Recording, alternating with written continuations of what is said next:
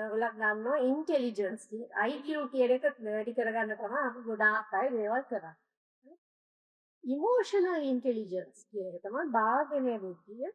ඔය දෙකේ වෙනස තියෙන්නේ අපිට තියෙන සාමාන්‍ය ඉන්ටෙලිජන්ස් වෙනස් වෙන්නේ නැහැ. නමුත් භාවනයේ බුද්ධිය ක්‍රියාකාරකම් ඔස්සේ ප්‍රායෝගිකව කටයුතු කරොත් වැඩි කරගන්න පුළුවන්. ස්වයං ස්වයං කළමනාකරණය ඉලක්කවත යන්නේ මොටිවේෂන්. ධෛර්යය අන්හයන හඳුනා ගැනීම අන්හයනම හොඳින් වටහාගෙන ඕට ප්‍රතිචාර දැක්වීමේ හැකියාව වන සහතප්පණය සහ සමාජ කුසලතා. ඉතින් සංවේගය පිටා වැඩකට අපි දරුවෙකුට කතා කරන විදිහ.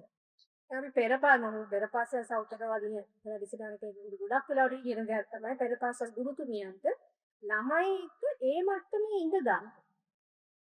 නැත්නම් ගුරුතුමිය හිතගෙන ළමයි ඉඳගෙන ඉන්නකොට එක්ක ළමයින්ට පේන්නේ ගුරුතුමියගේ ධනිස් දෙක. එහෙම නැත්නම් හාස්‍යවකට ළමයිට දෙන්න. eye contact.